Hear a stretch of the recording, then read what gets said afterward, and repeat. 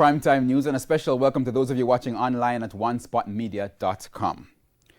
Most Jamaicans have a positive view of the ruling Jamaica Labour Party administration than those who have a negative perception. That's one of the major findings of the RJR Gleaner Don Anderson poll. Our reporter Vashan Brown has been looking at the numbers and now joins us in studio. Vashan, that's quite a contrast to what you saw yesterday for the opposition. Right. Thank you so much, Herman. Now, just to remind you that yesterday we mentioned that the numbers did not look good for the opposition People's National Party and its president, Dr. Peter Phillips. Most Jamaicans gave both Dr. Phillips and the opposition a poor performance rating. Well, what this poll says is that the government is better perceived than the opposition.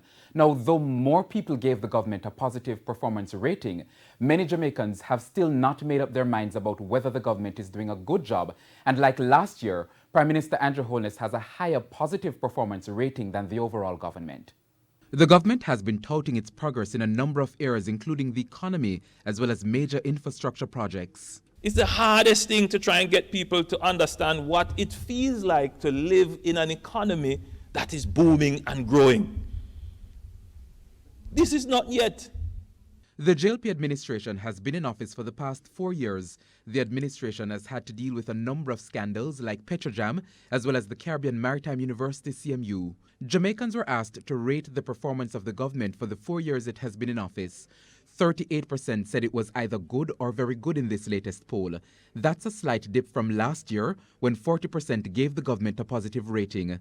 As for those who gave the government a negative performance rating in this latest poll, that is, they described the government's performance as either poor or very poor. That number stood at 25%. Last year, only 17% of the respondents gave the government a negative performance rating. In other words, there is an 8 percentage point increase in the government's negative performance rating when this poll is compared to last year's results. In the middle of it, we had 37% who couldn't quite decide whether to give it a positive rating or a negative rating and said it's neither good nor bad.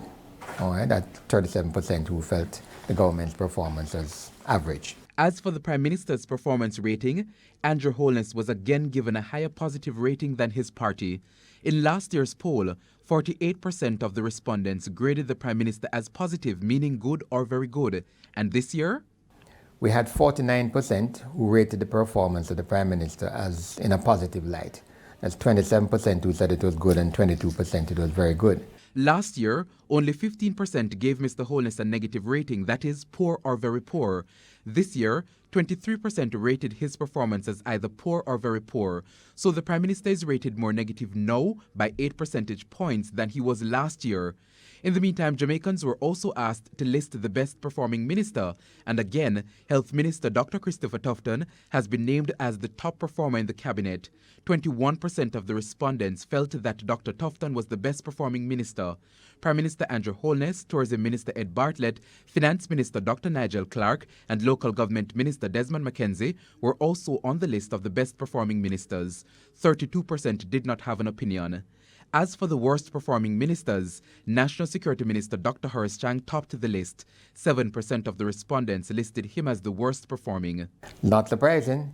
Crime is big on the agenda of everybody's lips. People are talking about crime and the rise in crime incidents, etc. And therefore it's not surprising that the person who has the portfolio for that ministry, Horace Chang, is cited as the worst performing minister. Prime Minister Andrew Holness, Agriculture Minister Audley Shaw, Transport Minister Robert Montague, and the fired Education Minister Rel Reid were included in the top 5 worst performing ministers. 61% did not have an opinion. Now, when you look at the demographic information from this poll, younger persons 18 to 24, they were the ones who showed strong support for the government and the Prime Minister. Yesterday, we mentioned that those who supported the opposition leader and the People's National Party were in the over 45 category, and particularly, the opposition also received support from those in the 65-plus age group. Now, there's another important point to note here. We need to note, of course, that we have data that shows that a significant number of young persons don't really go to vote anyway. So you have to weigh that kind of balance, weigh that in the balance in terms of how any of them might want to interpret the potential for the young voters in an election.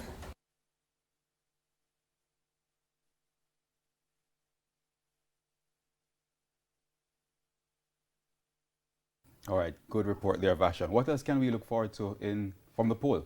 Well, tomorrow we'll look at issues relating to the Caribbean Maritime University, CMU, and on Friday we'll look at the PNP presidential elections, and on Sunday we'll look at parliamentarians, and then Monday we have the big one, party standings. Okay, looking forward to that. Thanks, Vashon.